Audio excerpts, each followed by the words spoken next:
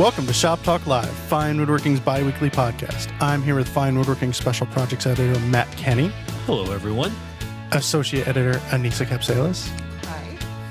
And Dawn Video Manager Hi. Jeff Rose. Yeah, talking to the microphone. I'm your host, Ben Strano. If you have questions you'd like answered on the show, send them into shoptalk@taunton.com. Any links or articles we mention will be on this episode's show notes page, which can be found at shoptalklive.com. And June is safety month here at Fine Woodworking, so be sure to head over to finewoodworking.com/sweepstakes for your chance to win a SawStop table saw. Ooh. Mm-hmm. Which model? I was gonna check before this recording. I think it's the PC. It's the $3,000 one. That doesn't really help me any. Is that the? You just got a SawStop. That's the That's the industrial. professional. The professional. It's the professional, not the industrial. I think Professional cabinet saw. Go check the rules and stuff because Yes. I could be wrong about that. Really, would you turn down any saw stop? Like No. even the contractor No. saw? No. Oh no, I Okay. would love a contractor saw stop because I want to be able to tuck a table saw away now. Yeah. Mm-hmm. Like they're noisy. Like contractor saws in general are noisy and not ideal and everything. But for what I need a table saw for, that's where my head's at right now. Is a saw stop contractor saw. Okay. Do you think I would regret it? No, I don't know what you would regret or not. I mean, I'm not here to live your life. I mean, do whatever you want to. It's a good saw. I've used it. We have one down in the shop you could try out. Yeah. It's still sitting there. We need to do something with it, like send it back. Isn't it home buildings? No, I don't think so. Okay. Well, That just got weird. Got weird. yeah, this has been weird for years. But we have Anissa now. So It's going to get weirder. all right, let's jump into a question. I resent that implication. I'm sitting in Mike's seat today. I'm channeling Mike Pekovich. Yeah. Okay. How's that going? Yeah. Ask me later. Are you contemplating a new toaster now? A new toaster. Mike and his toaster. I should know what you're talking about. How much did he pay for a toaster? Way too much. Well, And it broke. Yeah. Then Did had to you get know that? To get a new one. He had it in Yeah. the trunk of his car for like 6 months because he couldn't bear to throw it out. how much could he possibly have paid for a toaster? Should We'll- I we'll know talk all later. this? 2 bills. Was it? 200. I know what 2 bills means. Just dumbfounded. It's just like, what?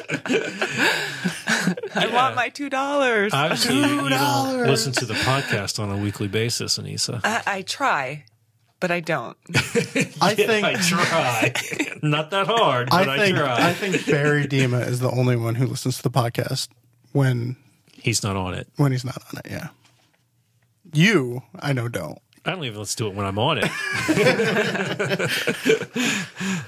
You're mentally elsewhere right now. Yeah. Kind of seems that way. All right. Rile down, Mike. Yeah. I wish Rile Anissa down? was here Can you because rile down? Anissa only ever says nice things about me. So I wish she was here right now. when we're recording. All right. Question 1 is from Eric. The tone has been set. After reading Steve Latta's article in issue 241 on draw boring mortise and tenon joints, I'd like to use the technique on some coffee table stretchers. However, I'm a bit concerned about wood movement. At what width should one or both of the holes be widened to allow for movement? Did you edited that article, didn't you? I did not edit that article, but fine. I have read and reread that article over the weekend and this morning. Yeah. And I've texted Steve Latta, but I haven't heard back from him yet. I don't think I don't think it matters. I think that you can use this regardless, and you're not going to have to allow for wood movement. Is that the dumbest thing I've ever said? Not ever, but No, it's on the definitely list. not. Really? Look at the stuff that he's doing with Yeah, it. he's doing it on a breadboard on like page 4 of the article, and he's So- allowing And for on that wood big movement. table. Yeah.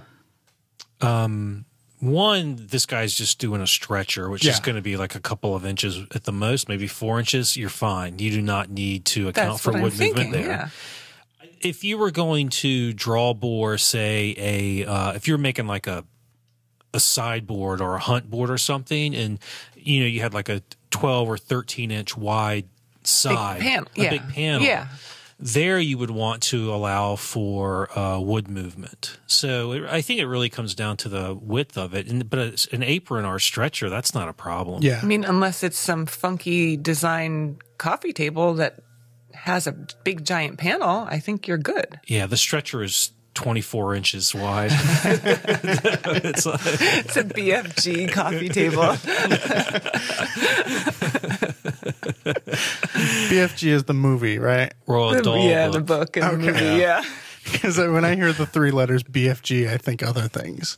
Yes. Well, the second letter. Did I say something completely inappropriate? Big, friendly, giant. See, I didn't have friendly in my head. Oh. He had fettuccine. Big fettuccine giant. But you don't need to, like, at what point for any panel do you worry about, or for any joint do you worry about wood movement? Anything over a foot? Well, then you're going to get into the... It really depends, right? Yeah. Like if it's this is the answer I'm looking for. If it's a dovetailed case and all the grains running in the same direction, you don't have to worry about wood movement at all because all the wood's going to move together. Mm-hmm. If it's like a 12 or 13 inch wide solid wood panel that's being tenon into a leg, then you do need to worry about it. And the common way to do that is that you would not allow movement at the top. And usually you would maybe do more than one tenon, right? And that bottom tenon would be allowed to move up and down in a wide, in a mortise. So it depends on the joint, the way the wood comes together, and the width of the parts.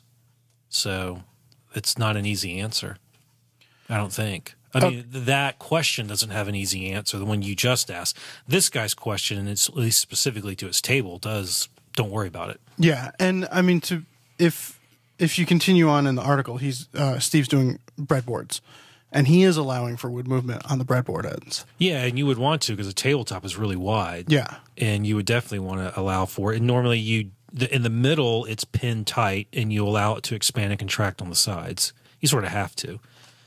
Okay, so and where you decide to allow it, where you decide to allow the wood movement to go, all depends on the design. It depends on what you've made. Like on a tabletop, if you were to pin it on the outsides, so it couldn't move, and it really doesn't it couldn't move in the middle. It would move, yeah. Right, it would just break at the edges. So you have to allow it to move on the edges. Like I said, earlier, the hunt board with the 12 or 13 inch wide side, you want it to move down because if it moves up, it'll mess with the top. Oh, okay, gotcha. So you don't want to do that. So you have to think about issues like that too. Like, okay, if it moves here, is it going to affect anything else on this piece of furniture? So where would I want the movement to go? Yeah. So on a breadboard end, you pin it in the center so that the movement is divided amongst both sides. Correct. So neither, because if you pinned one end, the movement might be a half an inch on the other end, and then all of a sudden your breadboard's really sticking out a lot. Yeah. Okay. Yeah. Right. Do you ever draw bore anything? I haven't. You? No. I don't know why I did that. Are you training someone Pavlovian with the clicker? Is that like... I'm training myself to edit noises out of my own mouth. All right, should we move on to question 2? Sure. All right, this one is from Sean. I've been hired to do all of the woodwork on a large catamaran. I'm a bit perplexed about how I should make some of the wooden trim. How would you go about duplicating these curved pieces of molding? And they're up on the screen. I'm afraid that by routing it all out, I might get tear out when I go across the grain, which is guaranteed when routing circles. And I mean, this is... Sean sent more pictures, but this was the best example of what he's having to duplicate. And I'll put these up on the website. But basically, they're there was round rings that are trimming out round openings in a panel, and then there's oval rings as well, and in the back of them there's a rabbet, and that's where I get a little weird. The rabbit's how I would do the not rabbet. an issue. That's not a concern when to do the rabbet. No, I mean I don't think so, because I would just make the moldings first and then rabbet them, and you can use a rabbeting bit and it'll follow the contour of the molding. So how would you go about making the molding from the top? One, if I had these moldings available and they were exactly the same, I would use them as a template. And maybe what I would do is like I'd screw a piece of plywood to them and flush trim the plywood to that. And then use that plywood as a template to make the new molding and then rabbet it after that. So I don't know if he has. I mean, I would assume he has those available to him because we have photos of them. Yeah. So do you do the outside or the inside ring first? I guess I would do the outside ring first. What about you? Since you sent a picture of a flush trim bit, I would assume that you were thinking the same thing. And for optimum podcasting, Anissa's reading right now. Because Matt just said something that made me, I wanted to look at the original question. But then like the inside, so it's kind of the ones in the photograph, like were the small openings. It looks like those are made from a single piece of wood. Yeah. And I guess you could do it that way. It would just be tricky. I think this whole thing is tricky. Well, yeah, it's all tricky. In that case, what I would do is I would make two patterns.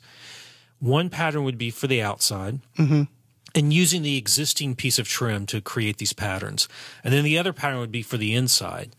And I mean, for the inside one, you would want a big rectangle of plywood, put the old piece on there, the old molding on there, screw it on, trace out that shape, the inside opening, use a jigsaw to rough it out, put the original molding back on, route the template flush to the molding, and then you would have to create some way to hold it on there as well, which could be done with fences or clamps or whatever. You'd want to be able to index it on there. So come up with a way to index it on there, and then do that. And so it's not.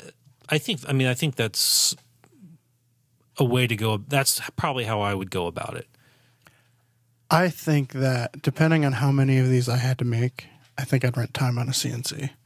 Well, there you go. Yeah. It's because that's probably how the factory made them or whatever. The manufacturer that you're trying to duplicate the product from. There are times when it's just like, you know what? I could probably spend 2 or 3 days making these rings, or I could spend 2 or 3 hours paying someone else to do it. Yeah, just take the existing rings and say, here's the wood, here's what I need, and then charge your client appropriately. Yeah. I mean, I guess the rabbets I would do. Yeah, you could do the rabbits. This way it's a 2D operation as opposed to a 3D operation. And they, a lot of CNCing, you have tabs that wind up staying on the piece when they're milling it out so that it keeps the piece held to the surrounding wood. Make sure that the tabs are on the underside. Obviously, they have to be on the underside, but on the underside where you're going to rabbet away anyways. And then cleaning up those tabs would be taken care of in the rabbeting operation. But you did bring up one thing that I thought was interesting, where you wouldn't necessarily do it out of one piece of wood. I mean, I would strongly think about not doing it out of a single piece of wood, just because it would maybe make it more difficult. But if I would strongly look at doing CNC for this. Just that would make it a lot easier. Yeah, And if you're to make that out of a solid piece of wood, you're basically doing CNC yourself. So just, with a router and all that nonsense. So just find somewhere to take it and get it done. And like I said, charge the client appropriately. Yeah. Now Anissa's just looking at the picture. You're thinking that he's doing the entire loop and cutting out the center. It kind of looks like that. I can see joints there. Can you? Yeah, I think so. On the big one, you can. There's definitely joints there. And maybe, now I do see a joint on one of the small ones too. You're right. I do see a joint. Yeah. I didn't see that. Okay, so they are assembled from half So you mock ovals. me for looking, but nobody saw that. There's 4 pieces on even the small ovals. If that were the case, I mean, I would probably... it's probably still glued up before it's shaped and then shaped. So the template thing would still work. Okay. Are you going to the CNC as well? Yeah. I'm so conditioned not to think CNC for what we do for the magazine that This is the podcast, though. It's forward thinking. Come on, CNC everything, everyone. Okay, but let's say you live somewhere where you don't want to drive 7 hours to a CNC shop. You don't have your own CNC machine. You don't want to ship the stuff back and forth. And you have to figure out how to do it in your shop. Okay, CNC doesn't exist in your world. Well, no, it does. I'm definitely not. I get it. I'm not against CNC machines. No, I'm saying listeners' world. If for someone where the CNC is not an option, how are you doing? What's your order of operations? So he says he has a whole bunch of different types of circles, ovals, full circles. Different sizes, radii. yeah. So you can use one of those, one of these jigs to cut a template. But no, I don't have a photo of it. For the listeners, Anissa has a stack of magazines in front of her. So Michael Fortune did this 5 Essential Bandsaw Jigs article in issue number 180. And it shows you how to make circles of all sizes. And it's a pretty nifty little jig. And if you wanted to start doing a template to maybe laminate these, you could do that. That bit that I showed you, one of Eric's, is it Eric? One of Eric's concerns. Sean's concerns was using a router and tearing out. Mm-hmm. If there's a way to use the double bearing bit, he can flip the piece over. Yes. So double stick tape it to a template so that you can flip it over easily? Yes. I don't know about double stick tape. Maybe, there's that rabbet. You're going to be rabbiting it out so you could screw into where the rabbet's going to be. Or you screw it in the back because no one's going to see that. Yeah. Yeah, screw it into where, that's a good idea. But also you could use, one of the new white side bits. Those handle curves really well. The compression bit? Yeah. Okay. It's the ultimate trim bit or something is what it's called. Okay. And those are almost like segmented cutter heads in their ability to handle grain direction. Yeah, to climb cut. Or to cut up a circle as opposed to cut down the circle. So you could do that, but also being able to flip-flop the piece over so that you can, with a double, a bit with 2 bearings on it, that works really well too. That's probably a good idea no matter what. Even if you have a compression bit, it doesn't hurt. You're stacking the odds in your favor that way. Yes, I think that's the answer right there. Make one single template that you screw on, and then you can route it out no problem. Well, he's gonna need a template for each different radius. He's gonna need get that from the CNC guy. Yeah, you could get your templates, but he's also, I think, going to need 2 templates, one for the outside, one for the inside. Not if you're screwing it on. No, not for changing directions, but there's that inside cutout. Why not just make a ring that you can then... Because you don't have enough control over... You don't want if you just made a ring the exact size of the trim, you couldn't hold it, right? That's right, okay. So you want to have your template made so that you have a place to hold it and not be near the bit. Okay. So that's why you want to make it. And also you want your template to be oversized in a way so that you can get like a lead in and a lead out section before you start actually cutting the piece. It's kind of like using a starter pin. So yeah, you can't make the template the exact shape of what you're going to be doing. All right, CNC it.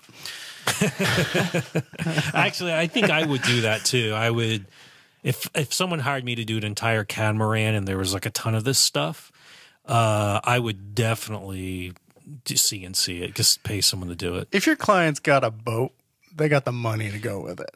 Yeah. Right. First of all, it's a catamaran, so it's probably Ron Burgundy. Because I'm pretty sure he's the only one. Yeah, catamarans are cool though.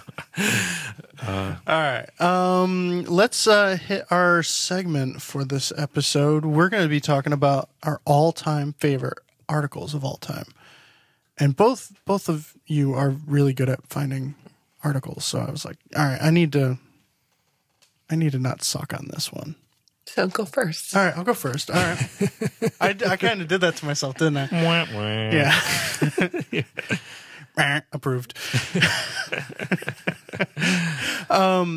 I don't remember where I came across this one, but this is an article by John Hopefully in Benson. Fine Woodworking.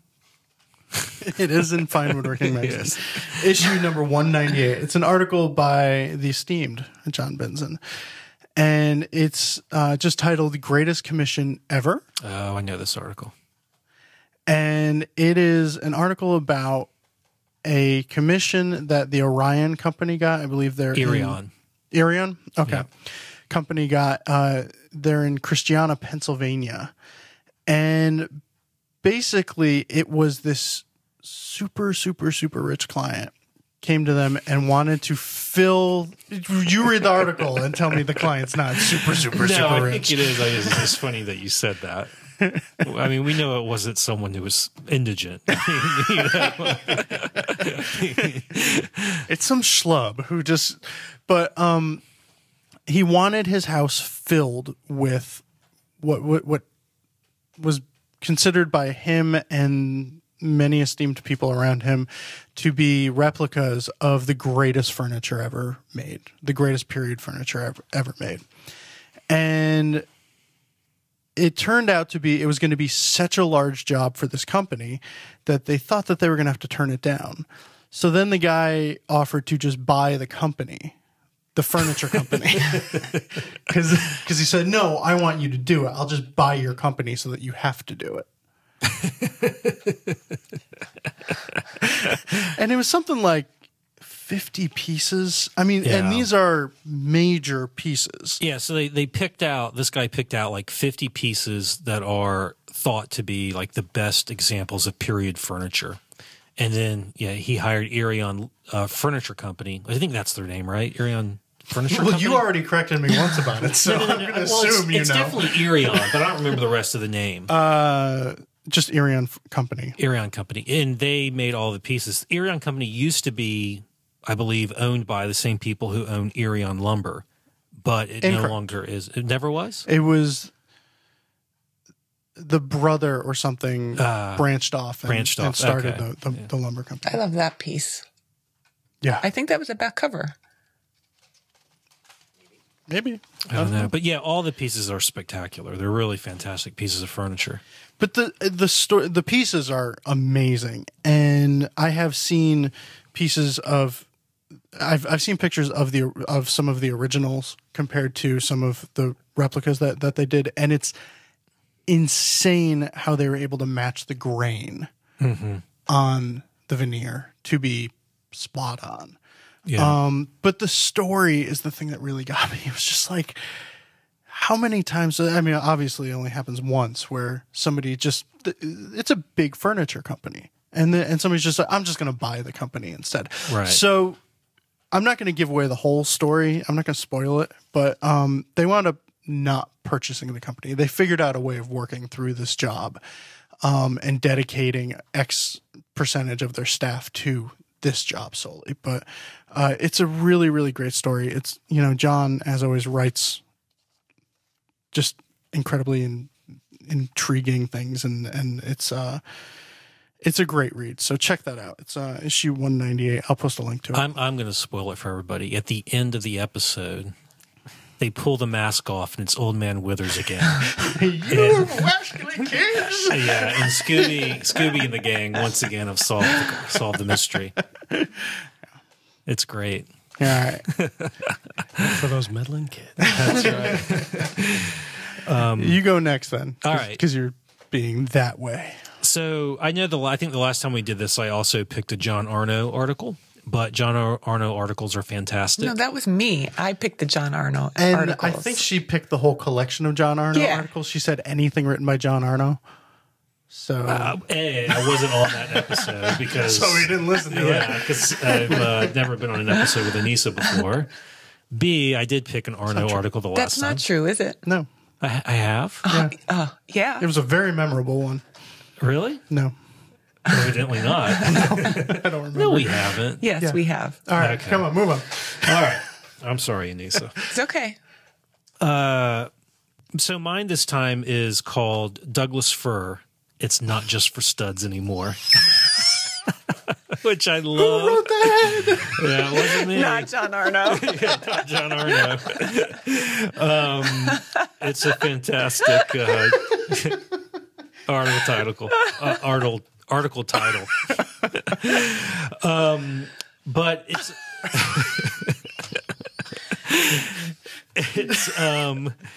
it is as always, it's a fantastic article because John Arno's articles are always great.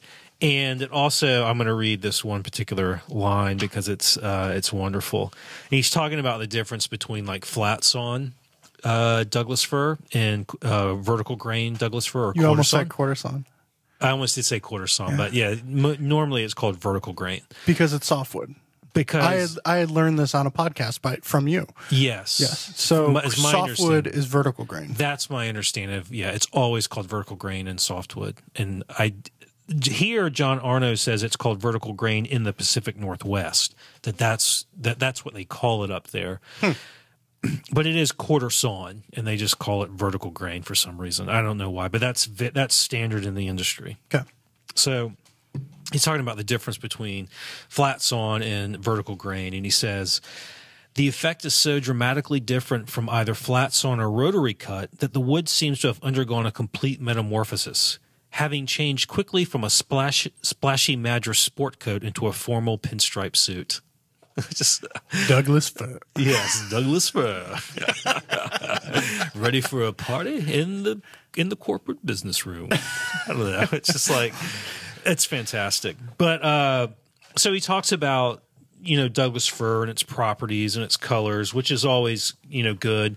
He also mentions there's this really famous photograph, or I don't know, photograph I've seen a lot of a Douglas fir that was cut down, and there's like 75 people on top of it, and they're all very proud of themselves, which they should be. That's like 12 people. That's like, no, it's like 20 people, maybe 12. But they say, so this tree was reported to have been 417 feet tall before it was cut down. Oh my goodness. And if that is true, then it is the tallest tree ever known to man. Wow. Yeah. And 25 feet in diameter. Yeah. Isn't that crazy? Yeah. Taller than 50 feet by the tallest redwood. This reminds me when I went to a redwood grove in California. And the story of how they discovered it was great. That like this guy was chasing bear or something, hunting, right? And he comes across this grove of redwoods, and no one had ever seen a redwood before. So he goes back into town like 20 miles away, and no one believes him for a couple of days, but then like half the town follows him up there, and they are amazed by it. And what is the first thing they do? Cut him down? They cut down the biggest one. Yes, they did. Yes. But the nice thing about this particular Arno article, because this doesn't always happen, is that there are two other articles that go along with it. Mm-hmm. One is what we call a sidebar in the biz, as they say. Sorry. I just had to say that as stupid as I could. I wanted it to be stupid. Good for you. Good for you. There's a sidebar by a great furniture maker in the Pacific Northwest named Curtis Erpelding. Is that how we decided we say his name? Erpelding? Erpelding. I thought it was Erpelding. I think it's Erpelding, right? I think Erpelding. Erpelding. But that sounds like something you do at a fencing match. He was Erpelding his opponent. What if she's right? Well, then. Anyways, and he talks about the working properties, machining, hand planing, sanding, and also finishing it. And it's really detailed and good. And actually, I picked up a really cool technique, because it splinters a lot. And I use Douglas fir quite a bit, and it does splinter. And he's like, if you can't glue the splinter back down, he gives this. I never would have thought about this. He's like, just make a tape dam on one edge of it, and then fill it in with epoxy. And when it dries clear, you'll never notice it. I thought that was a great idea. And then there's also a small gallery of furniture made with Douglas fir. Oh, wow. Attached to a lot of pieces I wouldn't think of. Yeah, as something you would make with Douglas fir. Right, like this one has relief carvings. Secretary, secretaries. Yeah, so it's really cool, and one of them has a fish carved into it. So it's really cool. Where do you get your Douglas fir? There's a place called in Woodbury, Connecticut. Home Depot. I go to Home Depot. Yeah. I go to a place in Woodbury, Connecticut, and they have vertical grain Douglas fir there. I've gotten as wide as 10 to 12 inches. Are you buying flooring when you do that, though? No. This is rough sawn lumber. Okay, so construction grade lumber. No, furniture grade lumber. Oh. Yeah. Huh, okay. Yeah. Because I know that a lot of construction lumber 2x12s and stuff is Douglas fir. Yeah, but this stuff is never. Good. That's one of the things they talk about. It's like, the construction grade stuff is fast growth stuff. Okay. The stuff that I usually can find is older growth, slow growth with really tight vertical grain rings. And so it's really beautiful. What's comparable to it price wise? Honestly, I haven't bought it in a few years, so I don't know what it's costing right now. Like as cheap as pine or something. No. Okay. Yeah, it's a little more expensive, and it's harder to find really good quality stuff. But I do have a source. I got a guy. I'm not going to say the name of it, but also what I also like about this article is that immediately before it in the magazine is an article called "Confessions of a Junkyard Motor Junkie." There is not. There is too. Yeah. And it's got this great photo of a guy with motors and a garden wheelbarrow, and he's wearing a beekeeper's hat. That's the thumbnail for the episode right there. It's fantastic. And this guy talks about, finding old motors. Who is this guy? His name's Ted Myers. It's a very informative article. It is. I have no doubt. It is. But the best thing is it says the 3-prong cultivator is essential for hooking motors off piles. And, he's got like a garden tool, and that's how it's fantastic. Wow. And then immediately after the article. Oh, my goodness. It keeps going. Yeah. He wasn't kidding about the 3 articles. Immediately after the article in the ads for the magazine is this advertisement for a saw blade that has a baby in a diaper in it. And I don't know. How smooth does our Teflon-coated saw blade cut? Are they suggesting that it's as smooth as a baby's bottom, or that they're going to cut a baby? I don't know. Anissa, what do you have? They say it's baby. It'll leave a baby smooth finish. That saw blade. I don't know what baby smooth means. You don't? Well, I know you've had a baby. Well, my wife had whatever. Because my wife had the baby. I know. But your wife gave birth to the baby. Yes. You have a baby. You had a baby. I guess so. I've never, sure, whatever. This is weird. Maybe this is why we don't have this pairing very often. I don't have anything to do with what's going on here. I'm just sitting over here minding my own. All right. Anissa, what is your all-time favorite arc of all time for this week? Oh, where is it? There it is. Sort through a pile over there. It's a back cover and a masterclass.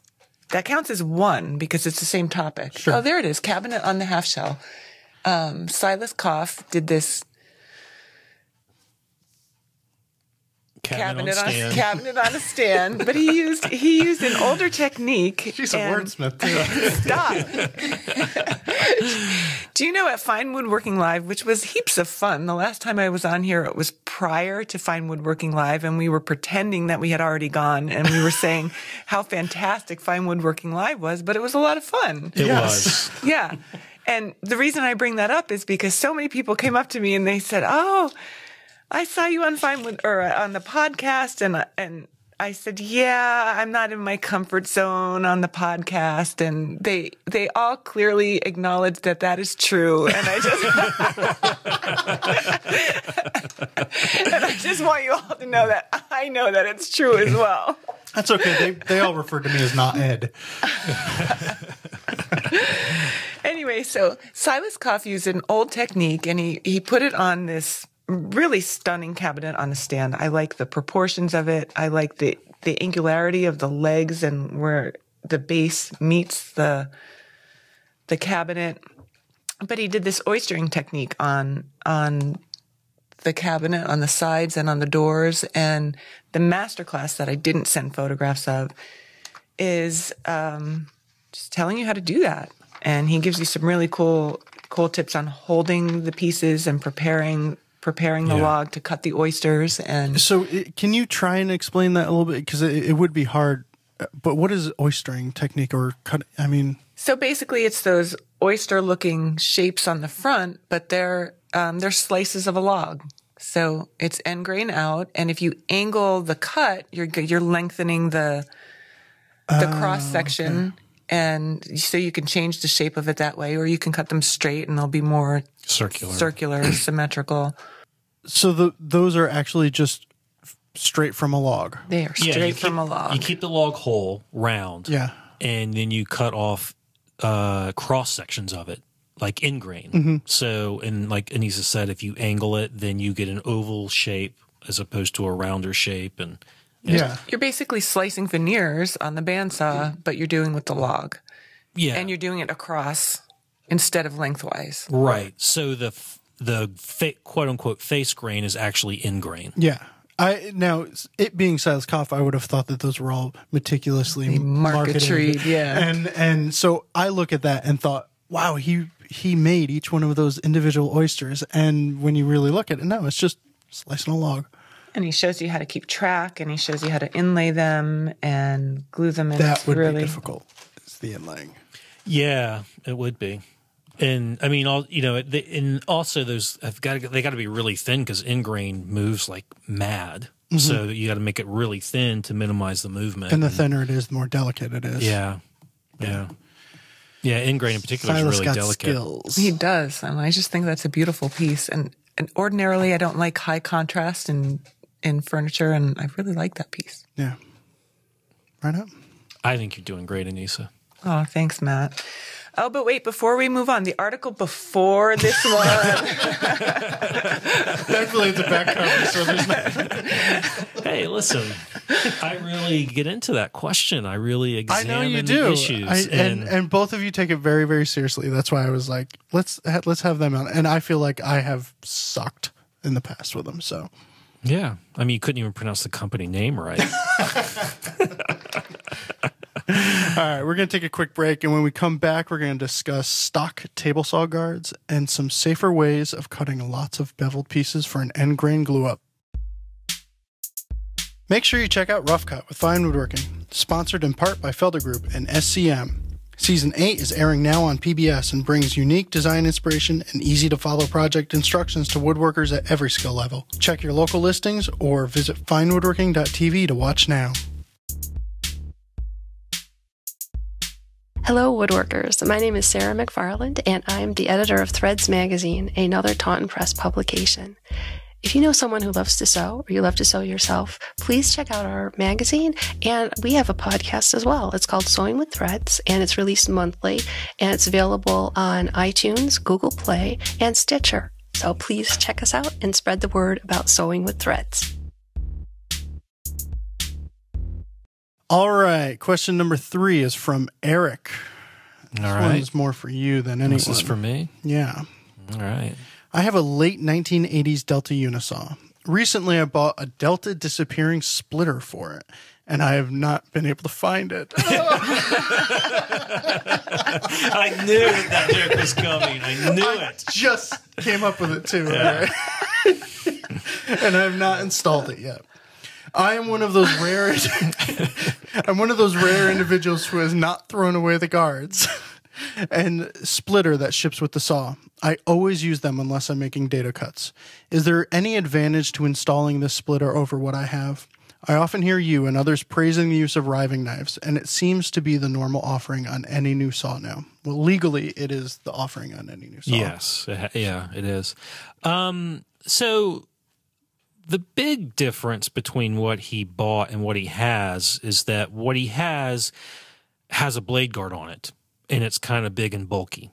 What he bought, although I imagine it's a lot, I know it's like you can push it down and pull it up, and it's functionally they're the same thing, but the one he just bought, the disappearing splitter, can't have a blade guard on it. Yeah. So, I guess it's worth installing. I think if you want to make narrow rip cuts, if you're cross cutting and you like to have something in there. Although when I cross cut, I don't.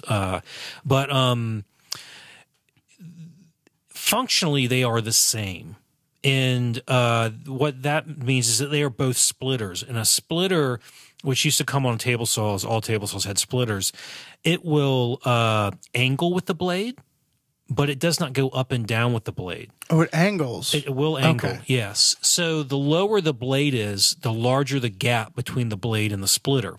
And that's where you run into problems. Because of that large gap, it's possible for a board being ripped to pinch the back of the blade, and before it gets to the splitter, and you'll have kickback. Now, maybe with the disappearing one, you can raise it and lower it according to the blade height. I'm not positive about that though. Okay. If you can, then it will function more like a riving knife, and it would have an advantage over the stock splitter. Okay, so when you lower a table saw blade, the circumference of the blade makes it so that there is less length of the blade showing above the table. So the real problem is between a splitter and a riving knife is that riving knife is always directly behind the blade. Correct. And a splitter is stationary, so there's a gap, and the lower the blade height, the more that gap is going to be. Correct. I don't know if I've made that connection before. Okay. Yes, that's true. Because a riving knife is attached to the same mechanism that raises and lowers the blade and also angles the blade. Mm-hmm. So it's always moving in concert with the blade. A riving knife, a splitter rather, especially like older saws, they're attached to the cabinet, or maybe they're attached just to the part of the yoke that angles. So they can't go up and down with the blade. Okay. So you end up with a larger space. So that's why riving knives are so good, because they're always right behind the blade. There's nowhere for the board to pinch in, because it immediately hits the riving knife after it leaves the blade. So, but I don't remember enough about the Delta disappearing splitter to know if you can have it partially up, so that you could follow, but you'd have to manually do that. I dug a little bit on it, and just looking at the unit, it did look like you can raise it and lower it, but I don't know if it was just height or if it was also, it would get closer to the back of the blade. I don't think it gets closer. Okay. I think you could do up or down, and I think that you can adjust the height. Don't quote me on that part, but I think you can raise it up or down depending on... How's it shaped? Is it shaped like does it have a curve in it, or is it straight? I don't think it has a curve like a riving knife does. Okay. Yeah. But I think they're really thin. I think another downside of them is that they bend easily. So then you're kind of hosed when that happens. Yeah. I initially bought for my Unisaw a Biesmeyer splitter. Yeah. And that was curved like a riving knife would be, but you couldn't raise it and lower it with the blade. So there's actually on the market now, and I reviewed it for the magazine not long ago, from a company called Shark Guard. There's something called, I think it's called the ARC, A-R-K, which is the adjustable riving knife, I think is what it stands for. It is essentially a splitter. And because it's a splitter, it will follow the angle of the blade, but it can also be raised and lowered. So you can always keep it close to the circumference of, because it's curved to mate with the blade, the curve of the blade. And you can raise it and lower it manually. You have to manually do that with your, and that way you can always keep it close to the blade. And it, in effect, acts like a riving knife. So I think another element to this question, though, is that he's happy with his guard right now, which is an actual guard that covers the blade. Yes. If you don't know what you're missing, don't worry about it, I don't think. I think I would stick with the guard because you're actually covering the blade. Yeah. Right? This arc thing comes with a guard, too. Oh, okay. Yeah, it comes with a guard. So if you really want to replace this, I would go with the Shark Guard arc for the Delta Unisaw. Okay. Yeah. It's nifty. It works well. Nifty? It's nifty. All right. What?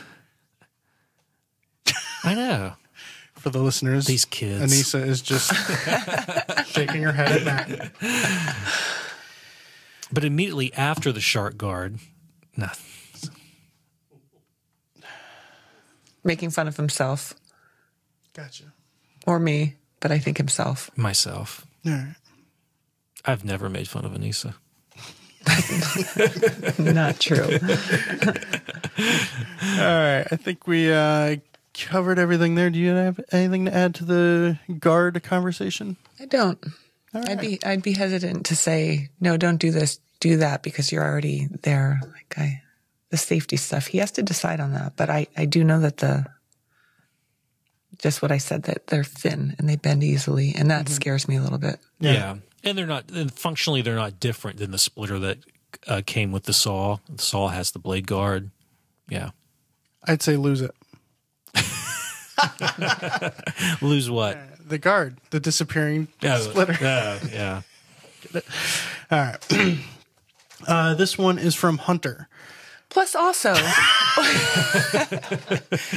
I mean, potentially you could forget to pull it out. Pull it up and down. I mean, user error is a huge thing. Yeah. So that makes me a little bit nervous too about the disappearing. Yeah.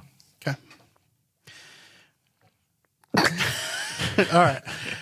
From Hunter, I recently made a batch of end grain coasters. This was my first woodworking project and it went okay, but I had some difficulty when cutting the diamonds on the table saw. I set up a stop block as precisely as I could so that the diamonds would all have equal length sides, but after making the first 60-degree bevel cut, this knife edge, the knife edge wanted to slide under the stop block when I put pressure on it with push sticks. Was there a better way that I could have done this? How do you make a lot of equally sized bevel cuts like this?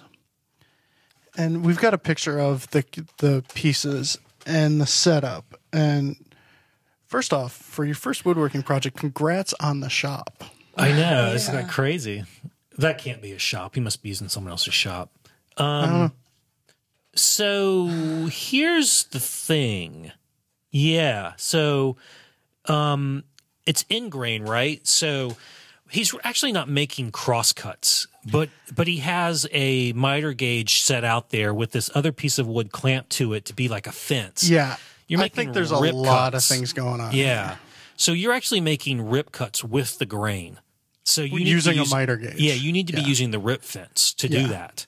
And if you use the rip fence, what you want to do, these angles will be really easy. It'll be very easy to size these things identically. But there's still to me, this is one of those situations where one long stick with the bevels. Yes. Do a bunch of 4-footers and then cross cut out the pieces to length. But he's still going to have the problem when he flips to that second bevel. There is generally, a 1/16 of an inch gap or round over on the bottom of a table saw fence. So that's going to try and slide under the fence. How do you deal with that? Put an auxiliary fence on. Exactly. Yeah, auxiliary fence. Okay. Yeah. Make it from MDF or plywood and leave a square edge and make sure you push it down tight against the table. Okay. And clamp it on. Yeah. Would you ever, possible stupid question, would you ever put like a beveled fence on it so he's got more surface hit? The only thing I would do maybe differently is raise that auxiliary fence a little bit so that the point can sneak under. Oh, and then accommodate yeah. Yeah, but see, the problem with that is like you make your first cut and then you want it to be all of them identical. Yeah. So you can't really move the fence, which you'd want to do if you raise. So I think I do what we said the first time. Just have an auxiliary fence that goes all the way down to the table. Yeah, and that'll work. Okay. Yeah. I mean, the idea though, of like using an L fence, if I thought about this before I came in here. If only somebody sent you the questions days before. You sent them like on Friday before Memorial Day. It's like you think I'm going to look at them over Memorial Day weekend. Anissa did. Yeah, well, you know.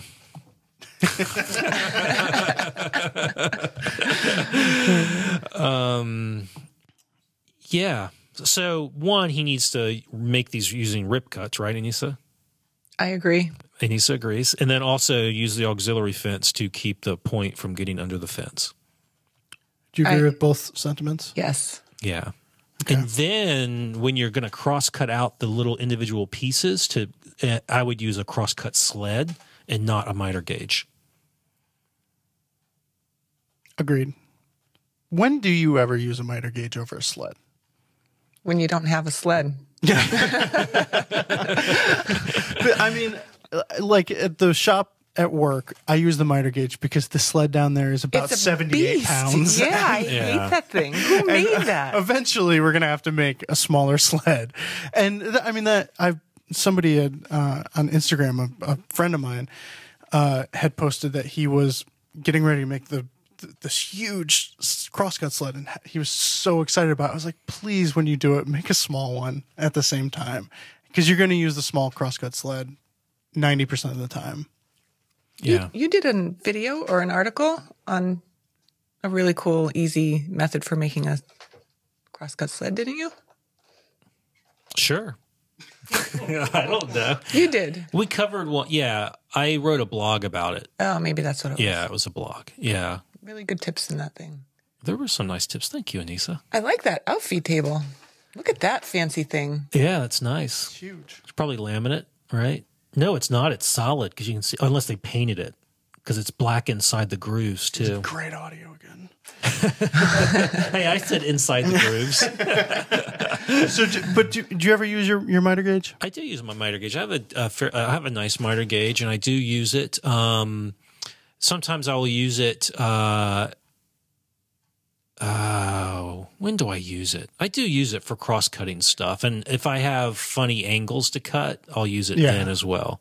And I do use it. A lot of times I'll use it because it has two stops on it that flip up and down. Mm-hmm. So if I'm going to need to make like cut one end and then flip it and cut the other end, I'll use the two. I could use the two stops to do that, and so I do use it. But why would you cut one and flip it? So that both ends are square. Why would you need a stop for the first cut? I don't know. Maybe I don't use it. Maybe I just like it as a flip up stop, so that I can make that cut. And then, like if you have a bunch of them, they all need to get. Sure. I don't know. I don't know if there's like a specific thing I always pull it out for, but I do use it on a fairly regular basis. I do not use it when I'm making boxes. I always use a sled then. Well, I think that covers it for this episode. I think that's soapstone. What is that? Rich light? What is that? What is that outfeed table made from? It could be phenolic, but that would be really expensive. It could just be painted, right? But it doesn't look painted. Why would you paint the channel? Yeah. Sorry, Ben. Let me know when you guys are done. Yeah. I bet you everybody else wants to know what that's made of. No one sees it. Oh. Except for the people watching on YouTube. Like So the outfeed table is black, and it looks to be solid because when they routed the grooves for clearance and the miter slots, it is also black inside there.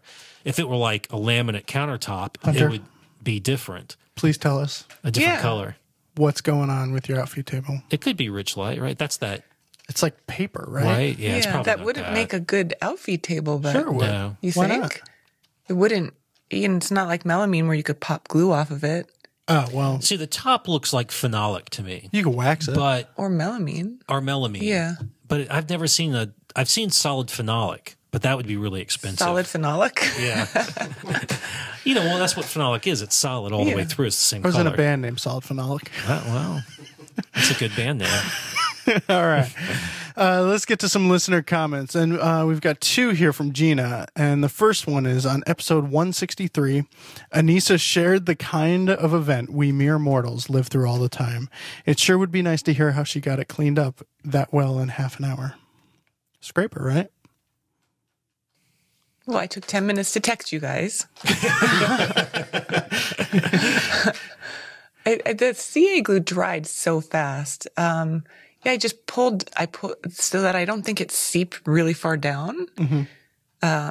What did I do? I just picked most of the router mat off with my fingers, and then I scraped off what I could gently, and I was using commercial veneer, or commercial plywood, so the veneer was really thin.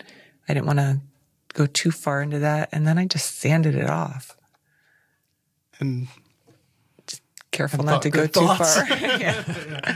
It wasn't that complicated, and fortunately, the CA glue didn't seep down in, and it took the finish fine. There's no spot where you could see it. All right. So also from Gina, and we read the good ones, so we're going to read the bad ones. I know that being a bit snarky is part of the fun. When you launch into insulting wood and stuff, some of us lowly non-artists using what we can find wind up looking at some of our best work and crossing it off. Seriously, anything is okay as long as it is deliberate. And I agree with you, Gina. Anything is okay as long as it is deliberate. Unless you there's... No, you just keep reading. Just keep reading. Don't. Yeah. All right. And on YouTube from Vance, in reference to laminating plywood to make a workbench top. Several years ago, I built a plywood kitchen countertop by laminating plywood on edge. It's still holding up, and I was surprised and impressed with the outcome, though it was a ton of work. All right. So... that does it for this episode. I have one recommendation. Anyone else? Oh, I do. Let me think of it. All right, I'll say mine. Put quick links. Quick links are they look like a link of chain, but one end is threaded. Put them on your tie down straps, your ratcheting tie down straps, because those things never want to stay on the hooks for your pickup truck. Oh, so you just put quick links on there, and they just live there. And I did it this weekend, and there's been 5 instances where I was like, I should have done this years ago. So you talking about put a carabiner through the eye of the hook? It's like a carabiner, only much, much, much stronger. Like the weight rating on a carabiner of like a 5/16 inch carabiner was like 400 pounds or something like that. A 5/16 inch quick link was 1,200 pounds, and my ratchet straps are rated for 1,000 pounds. So I didn't want that to be the weak link. Mm-hmm. So. The weak link. Yeah. Mine is this is probably something everyone knows about, but Simple Green for everything. Thanksgiving gravy. For cleaning, Simple Green cleans stuff. It's unbelievable what it does. And it smells good. It's strong, but it smells clean, and it doesn't smell like Lysol at least. No. For a cleaner, it smells good. Yeah. Yes. I would not want to date someone who wore it as a perfume. Oh, the Simple Green. Yes. But it really cleans stuff amazingly well. Mm-hmm. And I've been using it a lot recently in the house I just bought. All right. Yeah. Hosing it down. All right. Do you have anything? I checked out Vance Edwards' plywood laminated kitchen countertop. It's pretty nice. I was really impressed with the final look of it. I'll post a link to it. because it was a complicated go to Lumberjocks and type this in and do that, so I didn't want to read it on air. All right, so that's all for this episode of Shop Talk Live. If you have questions you'd like us to answer on the show, send them into shoptalk@taunton.com. If you're watching on YouTube, please click that thumbs up button. If you're listening during June of 2018, go to finewoodworking.com/sweepstakes for your chance to win a saw stop. Not with the outfeed table of question, but... finally, you can keep up with Fine Woodworking on Instagram and on Facebook, and look for all of us on Instagram as well. Thanks for listening. You were really enthusiastic when you were reading that.